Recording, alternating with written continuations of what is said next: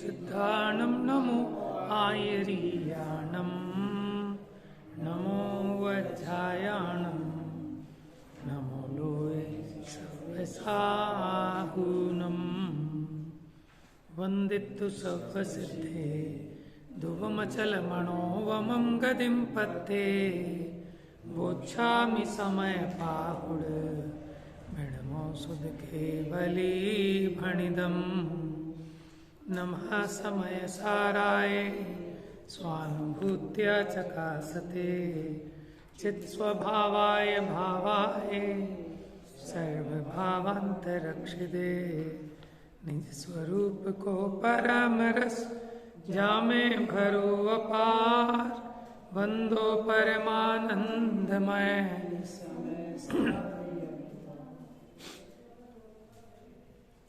तो निर्जरा अधिकार में अपनी ये चर्चा चली थी कि कोई भी ज्ञानी को अज्ञानी बनाने में समर्थ नहीं है, यानी परद्रव्य का भोग वो बंध का कारण नहीं है, लेकिन परद्रव्यों को भोगने का भाव वो तो बंध का कारण है। क्योंकि अगर तू ज्ञानी है तो तुझे परद्रव्य को भोगने की इच्छा कैसे है?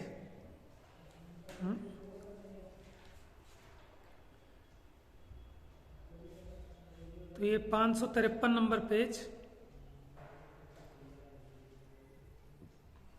एक अतिरिक्त गाथा आई थी जयसेनाचार्य की टीका में, उसका सेकंड पैराग्राफ। उसी प्रकार से ज्ञानी जीव भी वास्तव में स्वकीय प्रज्ञा के अपराध से वीतराग स्वभावपने को छोड़कर मिथ्यात्व रागादि अज्ञान भाव से परिणमित होता है। माने ज्ञानी भी अगर अज्ञान रूप परिणमित होता है तो अपनी बुद्धि के अपराध से, तब स्वभाव से च्युत होता हुआ अज्ञानपने को प्राप्त होता है, उसके संवर पूर्वक निर्जरा नहीं होती, ऐसा भावार्थ है। इस प्रकार अन्वय सिद्धांत गाथा हुई। अब इस अर्थ को दृढ़ करते हैं 224 से 227। पुरिसो जय को हम वित्ति निमित्तम सुसेव देरायम तो सो विदे दीरा या विविहे भोयसु उपाये एमेव जीव पुरिसो कम्मरयं सेवदे सुहनिमित्तं तो सो विदेदि कमो विविहे भोगे सुहुपाये जह पुण सोचिय पुरिसो वित्तिनिमित्तं न सेवदे रायं तो सो न देदिराया विविहे भोगे सुहुपाये एमेव सम्मदिट्ठी विषयत्थं सेवदेन कम्मरयं तो सोण देदिकम्मो विविहे भोगे सुहुपाये जो जगत में को पुरुष वृत्ति निमित्त सेवे भूप को तो भूप भी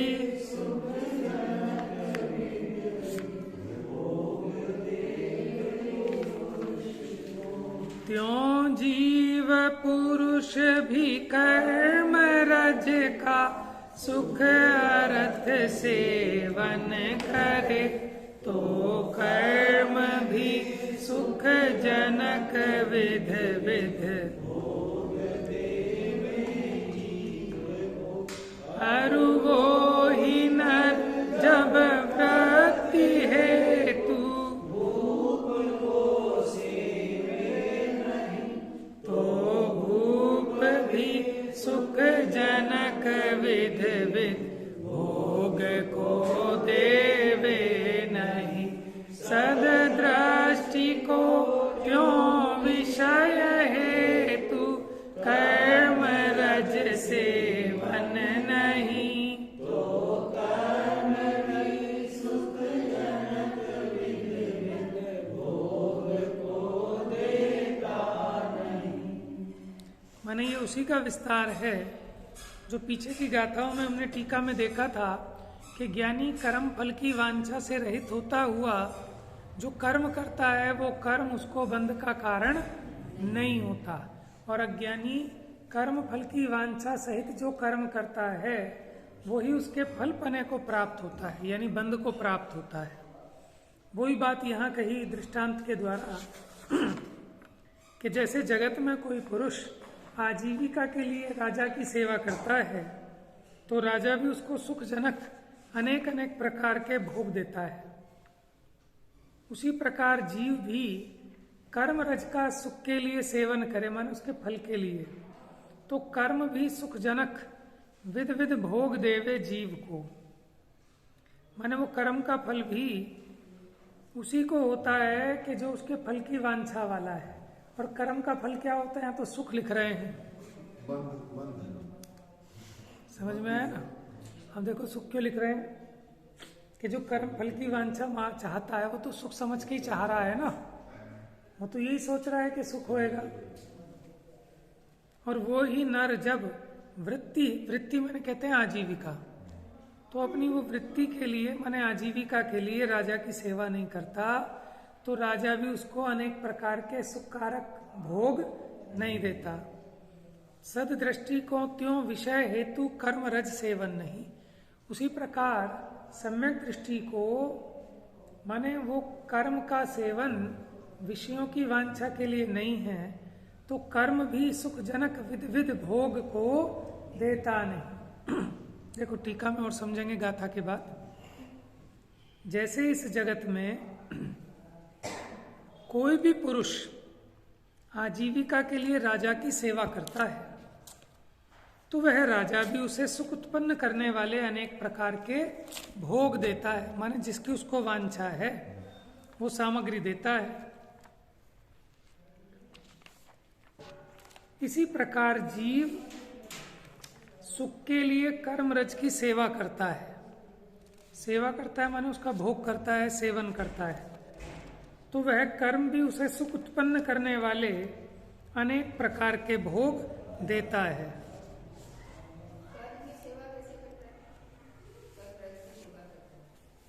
देखो कर्म रज की सेवा क्या होती है, सेवा का मतलब होता है उसको भोगना या उसको करना। सेवन का मतलब ये होता है, जैसे कहते हैं ज्ञानी पुरुष का सेवन करो अथवा सेवा करो, तो सेवा का मतलब होता है उसका सेवन करना। सेवन करना माने उसकी संगति करना, ठीक है ना। तो यहाँ भी सेवन का अर्थ है कि कर्म को जो करने रूप कर्तृत्व बुद्धि है, वो जो उसको करने की वांछा है, वही उसका सेवन है, या उसके अनुकूल चलना, उसको भी सेवा करना है।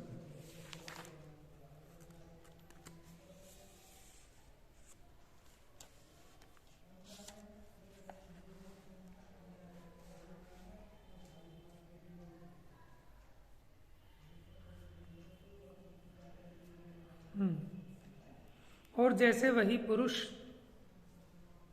आजीविका के लिए राजा की सेवा नहीं करता तो वह राजा भी उसे सुख उत्पन्न करने वाले अनेक प्रकार के भोग नहीं देता। उसी प्रकार सम्यक दृष्टि विषय के लिए कर्म रज की सेवा नहीं करता, इसलिए वह कर्म भी उसे सुख उत्पन्न करने वाले अनेक प्रकार के भोग नहीं देता। आचार्य जैसे न आचार्य की टीका जब आगे पढ़ेंगे तब देखेंगे उसने दूसरा अर्थ भी किया है इसका। टीका देखो, जैसे कोई पुरुष फल के लिए राजा की सेवा करता है तो वह राजा उसे फल देता है, इसी प्रकार जीव फल के लिए कर्म की सेवा करता है तो वह उसे फल देता है। और जैसे वही पुरुष फल के लिए राजा की सेवा नहीं करता तो वह राजा उसे फल नहीं देता। इसी प्रकार सम्यक दृष्टि फल के लिए कर्म की सेवा नहीं करता, माने वो जो विषयों के भोग उसकी वांछा के लिए कर्म नहीं करता, इसलिए वह कर्म उसे फल नहीं देता। उसका फल क्या था, क्या ज्ञानी को तो सुख लगता है, वास्तव में तो बंद है उसका फल, ये तात्पर्य है। देखो पंडित जयचंद जी क्या कहते हैं,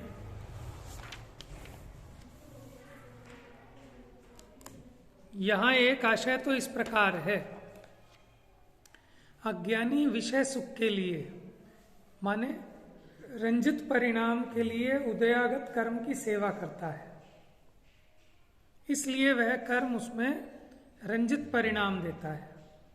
देखो काय के लिए उसने सेवन किया, उसका विषय सुख के लिए। माने विषय सुख का क्या है कि वो रंजित परिणाम है, तो उसके फल में उसको क्या हुआ कि उसका परिणाम रंजित हुआ।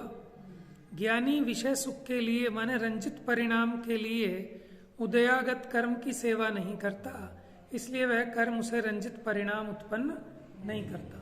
यहाँ समझने की बात है कि उपादेय रंजित माने उसमें रंगे हुए।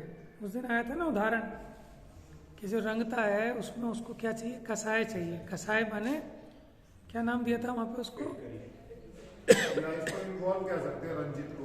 हाँ हाँ, इन्वॉल्व रंजित। रंजित का मतलब जैसे आप कहते हैं इंग्लिश में उसमें लगना।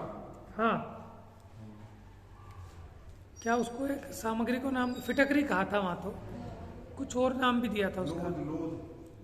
फिटकरी, लोंद और हरड़ा, तो इनको मिलाकर उसको कसाय भी कहते हैं। तो जब तक उसको कसायला ना किया जाए तो उसमें रंग नहीं चढ़ता। ऐसी ज्ञानी की परिणति में उस कर्म और कर्म के फल के प्रति उपादेयपना नहीं है, इसलिए कर्म उसको बंध का कारण नहीं होता, उदय में आया हुआ कर्म।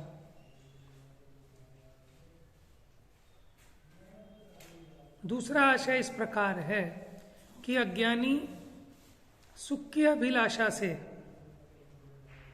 व्रत तप इत्यादि शुभ कर्म करता है, इसलिए वह कर्म उसे रागादि परिणाम उत्पन्न करने वाले आगामी भोगों को देता है। माने अज्ञानी जो भी कर्म करता है वो किस लिए करता है? भोगों के लिए। माने वर्तमान में मान लो शुभ कर्म भी करता है, ये शुभ क्रियाएं भी करता है कि उसमें निदान करता है, व्रत करे, तप करे, दान करे, तो क्या चाहता है? उसके फल में विषय भोग चाहता है। तो मिलते तो हैं लेकिन वो पापानुबंधी वाला बनता है इसको, क्योंकि भोगों की वासना है ना, तो उसको भोगेगा, उसके फल में पिंड रख जाएगा। अज्ञानी को ऐसी इच्छा है, तो इसलिए वह कर्म उसे रागादि परिणाम उत्पन्न करने वाले आगामी भोगों को देता है। ज्ञानी के संबंध में इससे विपरीत समझना चाहिए। देखो, वही क्रियाएं, वही सब कुछ ज्ञानी के भी होता है, लेकिन उसको वो बंध का कारण नहीं होता। कि क्यों? क्योंकि उसे उसके फल की वांछा नहीं है, क्योंकि उसकी उसमें उपादेयपना छूट गया है। समझ में आया? देखो, कोई एक व्यक्ति भिखारी को दान इसलिए देता है कि वो आपकी जय जयकार करेगा, ठीक है ना, और एक व्यक्ति इसलिए देता है कि इसे जब तक नहीं दूंगा तो मुझे आगे बढ़ने नहीं देगा।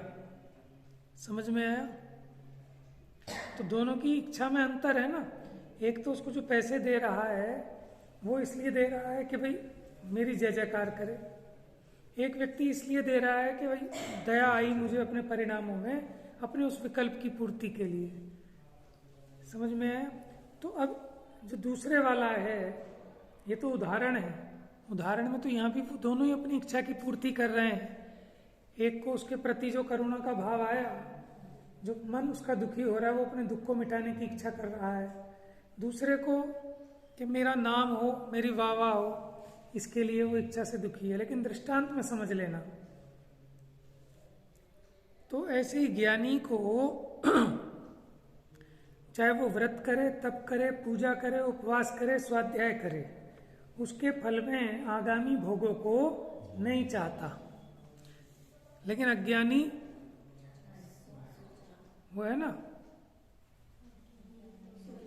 हाँ, ज्ञानी तो फल वांछा त्यागे, अज्ञानी त्याग का फल चाहे।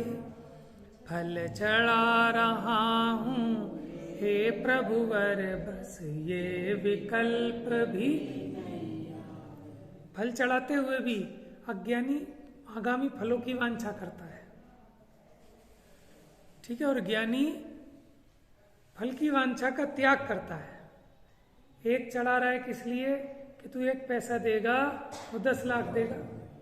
एक चाहता है कि भैया ये तो पैसा रखना योग्य नहीं है, इस राग को घटाने का उद्देश्य, इससे मोह छूट जाए, इसलिए उसका त्याग कर रहा है। दोनों में कितना अंतर है। जिनको तुम त्यागे तुच्छ जान, वे कौन? समझ में? अज्ञानी। कि भगवान ने जिसको तुच्छ जानकर छोड़ा, देखो भगवान का कितना बढ़िया बंगला होगा, कितने उनके सेवक होंगे, कितने उनके वस्त्राभूषण स्वर्ग लोक से आते थे, एक से एक बढ़िया अनुपम भोजन, उन सबको छोड़ा क्या जानकर? तुच्छ जानकर। और हम उन्हें क्या मानते हैं? महान। और उनमें ही निष्दिन रहे लीन। बात समझ में आई? तो ज्ञानी और अज्ञानी की सोच में कितना फर्क है। अज्ञानी भी आपको व्रत तप करता नजर आएगा, त्याग करके दीक्षा लेता हुआ भी नजर आए, लेकिन वो जो त्याग रहा है, त्यागते हुए भी त्यागना नहीं है, वो तो एग्रीमेंट कर रहा है कि यहाँ इतना त्याग करूंगा तो इसके फल में इतना मिलेगा। क्योंकि उसने पढ़ा है ना, काना पोंडा पड़ा हाथ जो छूसे तो रोवे, फले अनंत जु धर्म ध्यान की भूमि विषय भोवे। अब उसका अर्थ तो ये था कि देख, काना पोंडा पड़ा हाथ जो चूसे, जैसे गन्ना है, गन्ने का सबसे ऊपरी हिस्सा फीका होता है, नीचे की जड़ वो सेवन करने लायक नहीं है, और बीच में काना है गन्ना। अब कोई उसे स्वाद का लोभी बिगाड़ो तो बिगाड़ो, और कोई समझदार व्यक्ति अगर उसे गंडेरिया बनाकर बो दे तो उसके फल में कितने गन्ने लगेंगे। समझ में आया? ऐसे ही मनुष्य पर्याय है, इसका जो ऊपरी हिस्सा है माने बालपन, वो तो भोगों के योग्य नहीं है, और जो बुढ़ापा है वो इंद्रिया बेकार है। जो मध्य का पार्ट है वो भी अनेक प्रकार के संकल्प विकल्प, आजीविका की चिंता, रोग शोक, समस्त विकल्प जाल झंझट, इसके कारण वो भी काणे गन्ने के समान है। अब कोई भोगों के चक्कर में इस पर्याय को बिगाड़ो तो बिगाड़ो, और कोई इस पर्याय को धर्म ध्यान में लगा दे तो इसके फल में क्या होगा उसे? कि मुक्ति लक्ष्मी की प्राप्ति होगी, अनंत सुख की प्राप्ति होगी। लेकिन उसने अर्थ क्या लिया कि अरे भैया, इससे बढ़िया अगर मैं त्याग दूं, यहाँ शादी करूंगा, कैसी एक लंगड़ी लूली कैसी स्त्री मिले, ठीक है, और वो भी रिश्ते भी नहीं आ रहे, उम्र भी निकल गई, तो इससे तो त्याग ही कर दो, क्योंकि यहाँ त्याग करूंगा स्वर्ग में जाके पैदा होऊंगा, कम से कम मरी से मरी 32 तो मिलेंगी। समझ में आया? भले वो विचार ऐसा ना करे, लेकिन अंदर में कहीं ना कहीं कोने में छिपा हुआ ये अभिप्राय पड़ा ही रहता है। अपने अपने कलेजे पे हाथ रख के देख लेना कि मंदिर की गुल्लक में वो 10 रुपए या 100 रुपए क्यों डालते हो, किस लिए डालते हो, क्या भाव है। समझ में आया? देखो, भले ही आपने सोचा ना हो, कुछ ना हो, लेकिन कहीं ना कहीं वो बुद्धि में पड़ा है, क्योंकि हमने पढ़ा सुना कि भैया ये दान देंगे तभी वो जो आज लक्ष्मी आई है परोपकार का ही फल है, कभी अच्छी जगह लगाया होगा उसके फल में आ रही है। ये बात तो सही है, कोई गलत नहीं है, लेकिन बात यह है कि आपका अभिप्राय क्या है। बात तो ऐसी ही है कि आज आपको जो अनुकूलताएं मिली हैं, जो संपदाएं मिली हैं, ये आपने कभी पूर्व जन्म में अपने धन का सदुपयोग किया होगा, तो आज जहां हाथ डालते हो वहीं सोना हो जाती है मिट्टी भी। तो ये किसका फल है कि आपने जो दान आदि किया, शुभ क्रिया रूप प्रवर्तन किया, उसका ही फल है। और ये भी सच है कि आज अगर उस परोपकार में, अच्छे कार्य में धन का सदुपयोग करोगे तो 1 पैसा लगाने पे 10 लाख मिलेंगे। बात सब ठीक है, लेकिन अभी बात चलती है अभिप्राय की कि वो 10 रुपए तूने किस उद्देश्य से डाले कि इसके बदले मुझे अगले भाव में 10,000 मिलेंगे। तो ये तो भोगों की इच्छा रूप तेरा अभिप्राय हुआ। तूने त्याग करके भी नहीं त्यागा। कर्म तो अच्छा दिख रहा है कि त्याग किया है, लेकिन त्याग किया है कि ग्रहण किया है?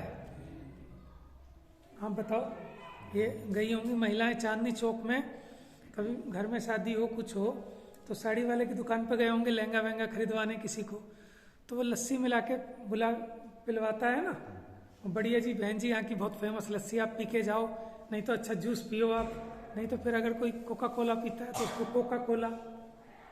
ठीक है, क्यों? वो इतना परोपकारी कब से हो गया? कि 50 रुपए की लस्सी पिलाए और 50 रुपए का जूस पिलाए। बताओ पिला रहा है कि नहीं पिला रहा है? सब वसूल लेगा वो। समझ में आया? तो उसकी पिलाने का 1% भी भाव नहीं है, वो तो खींचना चाहता है। तो ऐसी वो गुल्लक में जो हम 10 रुपये डाल रहे हैं, वो 10 रुपए का त्याग कर रहे हैं या 1000 रुपए का ग्रहण कर रहे हैं? है ना? क्या अभिप्राय है जीव का? तुम पे फालतू है जो डाल रहे हो कि नहीं साहब? फालतू नहीं है, और 10 रुपए के पीछे तो यहाँ खून हो जाते हैं। तो ये ऐसी कोई मान्यता छिपी रहती है अज्ञानी के कोने में। तो फिर वैसे उसको उसका फल प्राप्त होता है कि उसको कैसा बंध बंधेगा, पापानुबंधी पुण्य बंधेगा कि उसके फल में तुझे पैसा तो मिलेगा, लेकिन ऐसे सदनिमित सत्संगति, क्योंकि तेरी भावना है ना ऐसी कि छूटने का प्रसंग नहीं बनेगा और बंधेगा। देखो पुण्य के उदय का फल भी 2 तरह का होता है। एक तो ऐसा जो इसे संसार में उलझाए कि जिसके फल में आपको अनुकूल स्त्री मिली, आज्ञाकारी पुत्र मिला कि आपका निकलने का ही मन नहीं करे, दुकान पे भी जाने को मन नहीं करे, मंदिर तो बहुत दूर की बात है, ठीक है। और एक पुण्य ऐसा मिला कि जिसमें आपको माने ज्ञानी जनों की संगति मिली, ऐसी व्यवस्था मिली कि घर के बिल्कुल नजदीक मंदिर मिल गया, साधर्मी का संयोग मिल गया, ठीक है, जिनवाणी मिल गई, जिनवाणी समझ में आने लगी, उसका रुचि जग गई। ये भी पुण्य के उदय से प्राप्त सामग्री है, लेकिन दोनों सामग्री में कितना अंतर है? समझ में आया? बताओ हम जो यहाँ बैठ के स्वाध्याय कर रहे हैं, हम ज्यादा पुण्यवान कि वो जो टाटा अंबानी, अगर वो सो भी रहा है तो भी उसकी हर क्षण करोड़ रुपए प्रति क्षण के हिसाब से कमाई हो रही है। समझ लो कौन ज्यादा पुण्यवान है? हैं? हम हैं। सही बात है, लेकिन लगता नहीं है ना, लगना चाहिए। अगर इसको लगे, है ना, लेकिन हम अपने को तो दीन फील करते हैं कि हम पे है ही क्या, देखो साहब उनका है, वो तो उनका है। अरे तुम ज्यादा भाग्यशाली हो, तुम्हारा पुण्य कैसा है? पुण्यानुबंधी वाला पुण्य है कि आज जो पुण्य का उदय आया है, इसके फल में गारंटी से आगामी भी पुण्य बंधेगा और ये परंपरा से मोक्ष का निमित्त भी बनेगा। लेकिन उसका जो पुण्य है वो तो उसे संसार में फंसाने का ही कारण हो रहा है। समझ में? उसे ऐसे ऐसे लीगल एडवाइजर मिल गए, ऐसे फाइनेंशियल एडवाइजर मिल गए जो उसे नए नए धंधे में, काम में और फंसाए जाएंगे। तो बताओ कौन सा पुण्य चाहिए जी? तो ज्ञानी को तो पुण्य की वांछा ही नहीं है, माने वो जो त्याग करता है अपनी निराकुलता के लिए करता है। समझ में आया? और जो दान आदि देता है तो वो सोचता है कि देखो ये जो कमाना है, ये धन का एकत्रित करना, ये मलिन भाव है, ये योग्य नहीं है, लेकिन मेरा राग छूटता नहीं, मेरा राग छूटता नहीं, तो मैं अपने उस राग को कैसे मर्यादित करूं और ये प्रेरणा लूं कि ये रखने जैसी चीज नहीं है, छोड़ने लायक है। लेकिन अगर चलो मेरे पुण्य के उदय से जो प्राप्त संपदा है उसका कुछ सदुपयोग हो जाए, ठीक है ना, कुछ अच्छा कार्य हो जाए, ऐसी उसकी भावना रहती है। लेकिन उसका ये नहीं रहता कि मुझे इसके फल में बदले में ये चाहिए। तो देखो कितना अभिप्राय का अंतर है, उसी के हिसाब से फल में भी अंतर पड़ जाता है। दुबई में जितने शेख बैठे हैं, इनका क्या कम पुण्य का उदय है कि उनके टॉयलेट भी सोने के बने हुए हैं? समझ में आया? बताओ ऐसे पुण्य के उदय का क्या करना?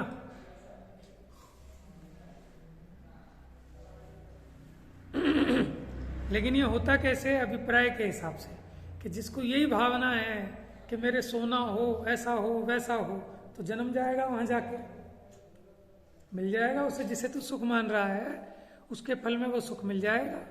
लेकिन ज्ञानी को नहीं, क्योंकि ज्ञानी को ऐसी वांछा नहीं है।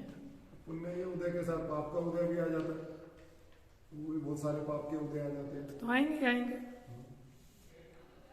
सबसे बड़ा पाप तो मिथ्यात्व है ना, इसको पता ही नहीं है मैं क्या कर रहा हूं।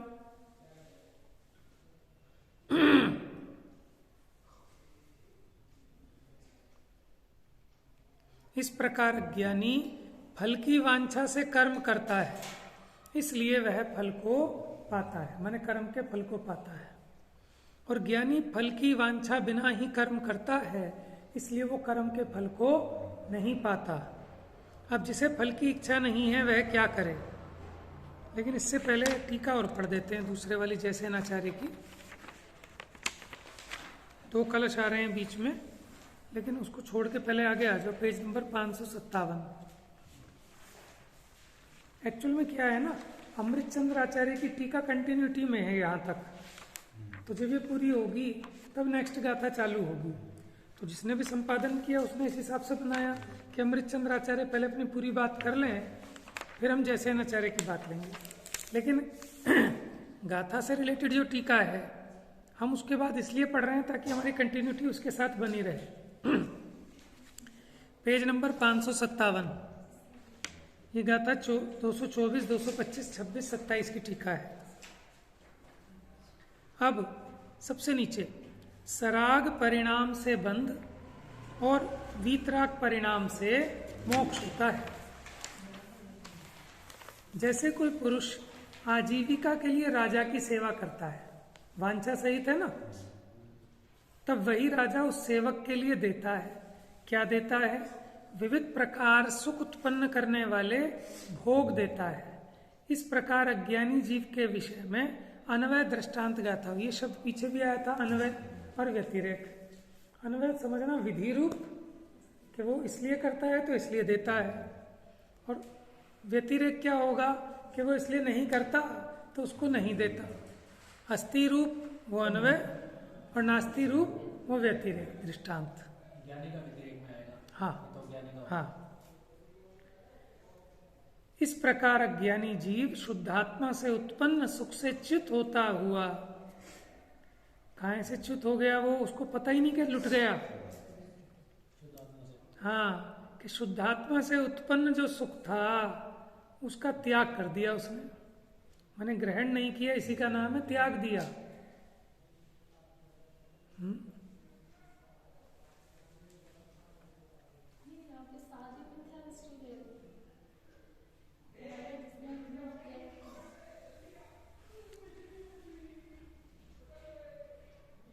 वैसे पीछे बात तो चली थी कि ज्ञानी अज्ञानी कैसे होता है, तो उस अपेक्षा ले सकते हैं कि पहले तो ज्ञानी था फिर अज्ञानी हुआ, उस अपेक्षा साधी मिथ्या दृष्टि घटित हो जाएगा। लेकिन अज्ञानी तो अनादि से च्युत है ना उस स्वभाव से, तो वो भी आ जाएगा इसमें।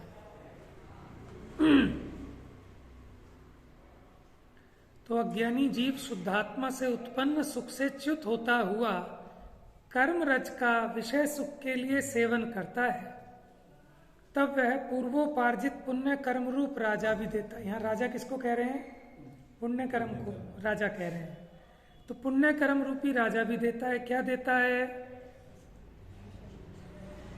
समझ में आया? विषय सुख उत्पादक भोग आकांक्षा रूप शुद्धात्म भावना के विनाशक रागादि परिणामों को देता है। देखो इन्होंने किस तरह कहा, वहां तो उन्होंने ऐसे कह दिया था कि सुख को देता है। किसको देता है? कि विषय सुख उत्पादक, माने विषय सुख को उत्पन्न करने वाले भोग आकांक्षा रूप रागादि परिणामों को देता है। कैसे हैं वो रागादि परिणाम? शुद्धात्म भावना के विनाशक हैं। देखो, जिसे लौकिक में सुख कहते हैं, सुख सुख नहीं दुख है, विषम बाधा इंद्रिय सुख सुख नहीं दुख है, विषम बाधा है बंध का कारण, परतंत्र है विच्छिन्न है। नाम सुख है, समझ में आया?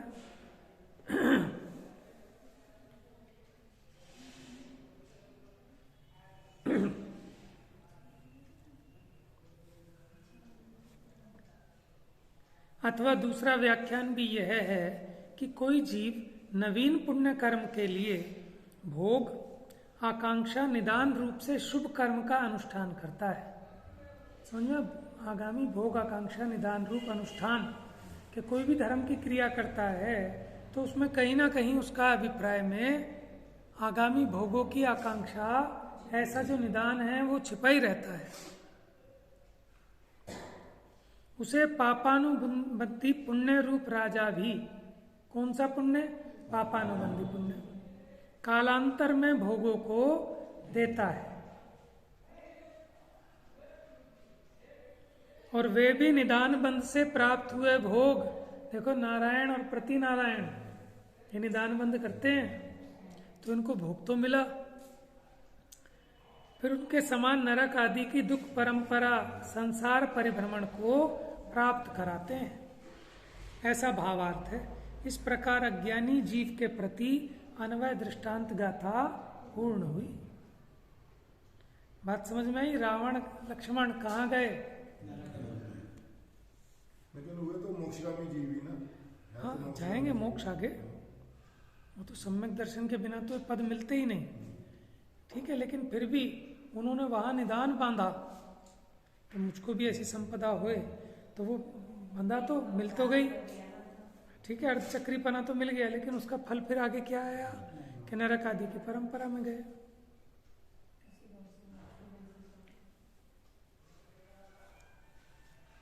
जैसे वही पूर्वोक्त पुरुष आजीविका के लिए राजा की सेवा नहीं करता है, अतः वह राजा भी उसके लिए नहीं देता। क्या नहीं देता? विविध सुख के उत्पादक भोग। समझ गए कि कैसे सुख के उत्पादक? शुद्धात्म भावना के विनाशक रागादि परिणाम।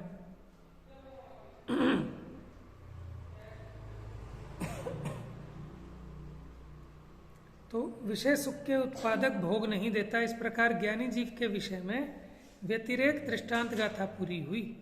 इसी प्रकार सम्यक दृष्टि जीव पूर्वोपार्जित उदयागत कर्म रज को शुद्धात्मानुभव से उत्पन्न होने वाले वीतराग सुखानंद से च्युत होकर विषय सुख के लिए उपादेय बुद्धि से सेवन नहीं करता है।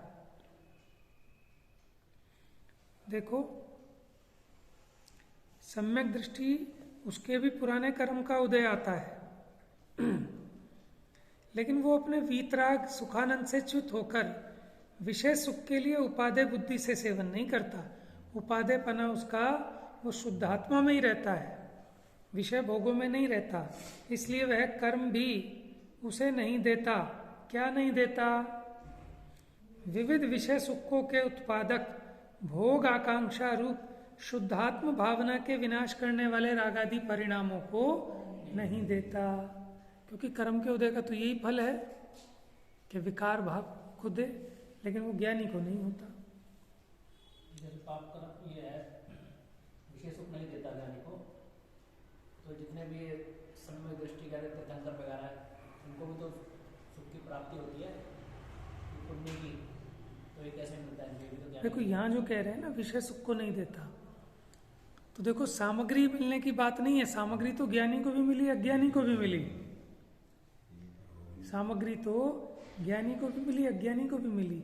अज्ञानी को उसके साथ में रंजित परिणाम भी तो देता है वो, कि मैं इसको भोग सकता हूँ। ऐसा मिथ्या परिणाम के साथ जो अज्ञान रूप प्राक परिणाम है अज्ञानी को है, ज्ञानी को वैसा अज्ञान रूप भोगने का परिणाम नहीं होता। इसलिए ज्ञानी को वो रंजित परिणाम नहीं देता। पुण्य का उदय दो तरह का है, रंजित परिणाम के साथ पुण्य की सामग्री मिलना, बिना रंजित परिणाम के पुण्य की सामग्री मिल जाती है। रंजित परिणाम के साथ नहीं। देखो, सामग्री तो पुण्य के उदय से दोनों को मिली लेकिन अज्ञानी का अभिप्राय उल्टा था, तो उसको उसके फल में उसको भोगने की आकांक्षा रूप भी है और वो अज्ञान रूप परिणाम भी साथ में रहता है कि मैं इसको भोग सकता हूँ। लेकिन ज्ञानी को सामग्री तो मिली, लेकिन सामग्री के मिलने पर ऐसी उसमें अज्ञान रूप भोगने की इच्छा नहीं होती जैसी अज्ञानी को होती है। देखो, ज्ञानी को भी इच्छा तो है, लेकिन अज्ञान रूप इच्छा नहीं होती। बस उतनी बात है कि कर्म का उदय उसको अज्ञान रूप परिणाम पैदा नहीं होने देता। देखो, सामग्री से कोई मतलब नहीं है, लेकिन वो सामग्री आपको अच्छी लगे तब आपको सुख महसूस होता है। और अगर आप उस सामग्री तो मिली लेकिन सामग्री में आप विरक्त हैं तो वो आपको सुख नहीं देता। माने एक ही व्यक्ति को वो सामग्री पुण्य के उदय से मिलती है, एक को पाप के उदय से मिलती है ना। माने जिसको अच्छी लग रही है, जिसको उसमें रंजित परिणाम राग रूप भावना है, तो उसको तो कहा जाएगा पुण्य के उदय से। और दूसरे व्यक्ति को वो चीज मिली और उसे उसमें द्वेष बुद्धि है, तो फिर कहा जाएगा पाप के उदय से। लेकिन ज्ञानी को दोनों ही प्रकार की सामग्री में भिन्न भाव है, भिन्नत्व बुद्धि है, इसलिए उसको समता रहती है, इसलिए उसको अज्ञान जनित वो रंजित परिणाम नहीं होता है।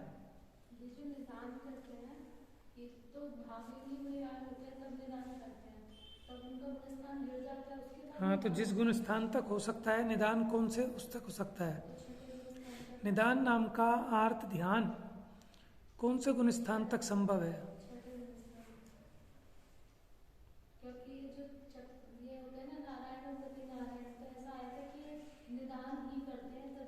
बिल्कुल, रौद्र ध्यान 5वें गुण स्थान, चौथे के ऊपर नहीं होता शायद, 5वें में भी नहीं है शायद। चलो देख के बताएंगे। बाकी निदान एक बार और चेक कर लेंगे, मुझे ख्याल नहीं आ रहा। अगर 6वें गुण स्थान तक रहता है,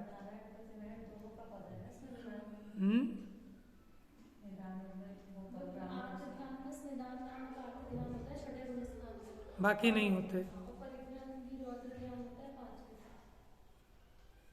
होता है 5वें में, चलो एक बार चेक करके बताएंगे फिर ये। तो निदान में जिस गुण स्थान तक होना संभव है वहां तक हो सकता है उसका बंध।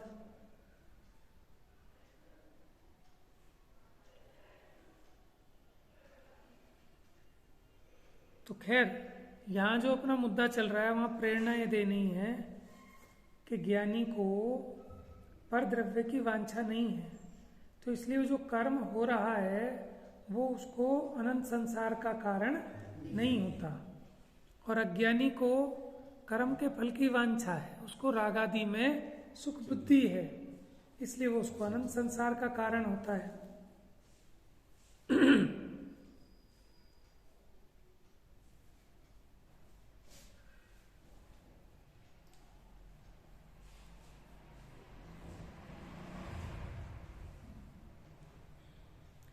द्वितीय व्याख्यान ऐसा है कि कोई भी सम्यक दृष्टि जीव निर्विकल्प समाधि के अभाव से, क्योंकि देखो हमेशा अपने स्वरूप में तो लीन नहीं रह पाता ज्ञानी भी, अशक्य अनुष्ठान होने से, क्या अब सरता ही नहीं उसके बिना, विषय कषायों से बचने के लिए, माने वो क्यों त्याग करता है, वो क्यों लगता है शुभ क्रियाओं में, जब उसे चाहिए ही नहीं उसका आगामी फल, तो विषय कषाय से बचने के लिए यद्यपि व्रत, शील, दान, पूजा आदि शुभ कार्य रूप अनुष्ठान करता है, क्योंकि उसको समझ में आता है कि अगर मैं सुबह सुबह प्रक्षालन नहीं करूंगा तो सोता ही रहूंगा, तो उस अशुभ से तो बचूं। लेकिन उसके पीछे उसको ये भावना नहीं है कि इसके फल में मुझे इंद्र पद मिलेगा इसलिए पूजा करूं, क्योंकि उसमें तो ये आता है ना कि जो भगवान का अभिषेक करते हैं तो वो ऐसे देव पद को प्राप्त होता है कि वहाँ इतने सारे उसके सेवक देव उसको नमन कराते हैं, जो चंदन चढ़ाता है वहां स्वर्गों में उसको उपटन लगाया जाता है, समझ में आया। तो ऐसा सोचकर भी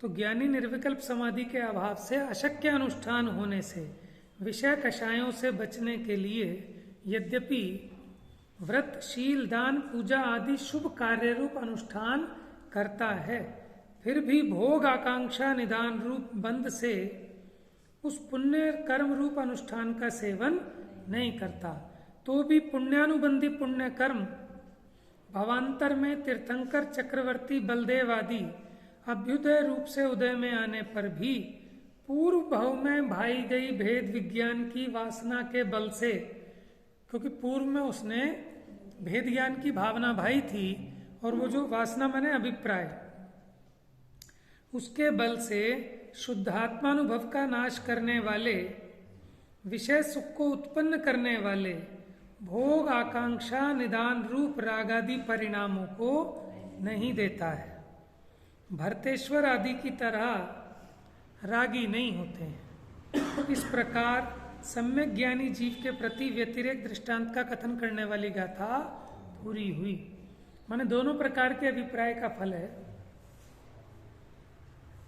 तो कर्म फल के वांछक जीव उसके फल माने रागादि रंजित परिणामों को पाते हैं। भरतेश्वर आदि की तरह रागी नहीं होते क्या मतलब? जैसे भरतेश्वर रागी नहीं हुए उसी प्रकार वो भी रागी नहीं होते। तो रागी क्यों नहीं हुए कि बिना राग की 96,000 शादियां कर ली, कि भैया उस राग की बात यहाँ नहीं है। यहाँ जो परम उपाधि पने वाला राग है, मिथ्यात्व के साथ वाला राग है, उसके अभाव की बात है। सामग्री तो उनसे ज्यादा किसी में थी नहीं, भरत से ज्यादा तो हमारी सामग्री तो तुच्छ भी नहीं है उनके आगे। समझ में आया? माने एक व्यक्ति उसी चीज में उदासीन रहता है और एक हर्ष मानता है। भरत चक्रवर्ती को क्या कहते हैं, उसके लिए जाना था दिग्विजय के लिए, तो अंदर में बहुत खेद था, दुख था कि बताओ मैं कैसा अभागा हूं कि भगवान की देशना फिरेगी और उसको छोड़कर, और मेरे सारे भाई कितने भाग्यवान हैं कि वो भगवान की देशना सुनेंगे, वहां गणधर बन गए, ठीक है, और उसकी जगह अज्ञानी हो। समझ में आया? माने अभी हमारी ऐसी लॉटरी लग जाए कि 8 से 9 का आपको टाइम दिया जाता है कि 8 से 9 अगर आप ये नौकरी करेंगे आपको 1 लाख रुपए महीना मिलेगा, सिर्फ 8 से 9। अभी कोई पार्टी आ जाए तो छोड़ दे, कहीं थोड़ा सा सामान ही ले जाए, पार्टी आ जाए, फोन आ जाए तो छोड़ दे आदमी। 1 लाख तो बड़ी बात है। समझ में आया?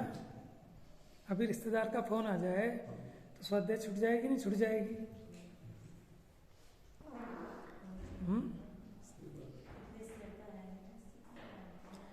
तो देखो कितना अंतर है सोच सोच में। भले ही ना आ पाए लेकिन अंदर में उसको एक वेदना रहती है कि मेरा ये, जिसमें मेरे उपयोग की निर्मलता होती थी, मेरी कसायों की मंदता होती थी, थोड़ी निराकुलता होती थी, वो काम मेरा रह गया, ऐसा खेद होता है ना।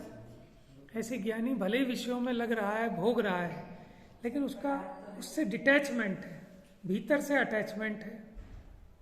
समझ में आया? सब कुछ करता हुआ दिखने पर भी भीतर में बड़ा भारी भेद है।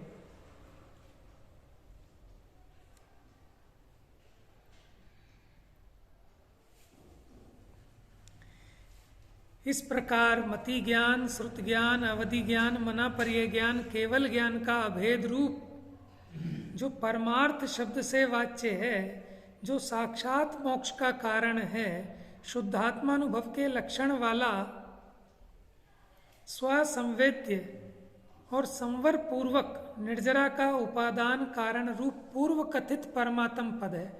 माने पांचों ज्ञान उसे ज्ञान पद का अभिनंदन करते हैं, तो उसको जो परमात्म पद है उस पद को निर्विकार स्वसंवेदन लक्षण रूप भेद विज्ञान गुण के बिना प्राप्त नहीं किया जा सकता। माने उस पद को भेद ज्ञान से ही पाया जा सकता है। उस ही भेद विज्ञान गुण की फिर से विशेष व्याख्याएं करने वाली 14 गाथाएं पूरी हुई। अभी आपकी हो गई 224 से। अब देखो एक एक लोट में निमट रही हैं। ठीक है, अब आप ये देखो कि ग्रंथ तो बहुत सरल है और कितने आसान आसान दृष्टांतों से समझाया है। कई बार हमें गले भी नहीं उतरते कि इतना आसान दृष्टांत क्यों दिया है। कि भाई देखो नाना प्रकार के जीव हैं, सबकी अलग अलग प्रकार की बुद्धि है, सब तुम्हारी तरह थोड़े ना इतने बुद्धिमान हैं। तो ये जीव को कैसे भी करके तो शंख के उदाहरण से समझा रहे हैं कि जैसे शंख है ना, जैसे इतना काले में पड़ा रहे, चौड़े में पड़ा रहे, काला हो जाता है क्या? कि नहीं होता। समझ में अपनी योग्यता होती है तो काले में ना भी रहे, सफेद में रहे तो भी काला हो जाता है। अब एक बात और भी है ना, मैं हिंदी भी तो पूरी नहीं आती ना, हिंदी के भी कई शब्द ऐसे हैं जिनका मतलब नहीं आता। कोई बात नहीं, ऐसा है नहीं आता ना तो प्रकरण के हिसाब से उसका अर्थ निकल जाता है आगे पीछे से। ऐसे बहुत सारे शब्द हैं हमें भी नहीं आते, लेकिन आगे पीछे से उसकी भाव भाषित हो जाता है। लेकिन फिर भी कुछ शब्द ऐसे अभी भी नए नए आ जाते हैं जो कि कभी नहीं सुने अभी भी। हिंदी का ज्ञान भी पूरा नहीं है।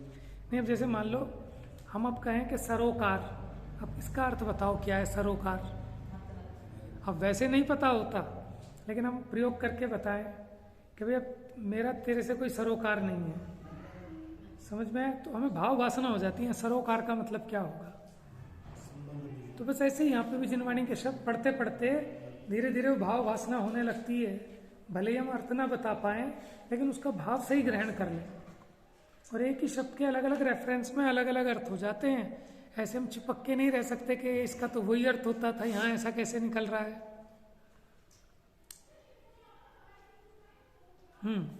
तो ये 224 से 227 में राजा के दृष्टांत से समझा दिया कि ज्ञानी कर्म फल का अवांछक है। अवांछक है माने वैरागी है। ठीक है, अभी 2 कलश रह गए हैं, ये 2 कलश कर लेंगे, समय हो गया है। 153 और 154 कर लेंगे। मिथ्यातम नाश वे को ज्ञान के प्रकाश वे को आपा पर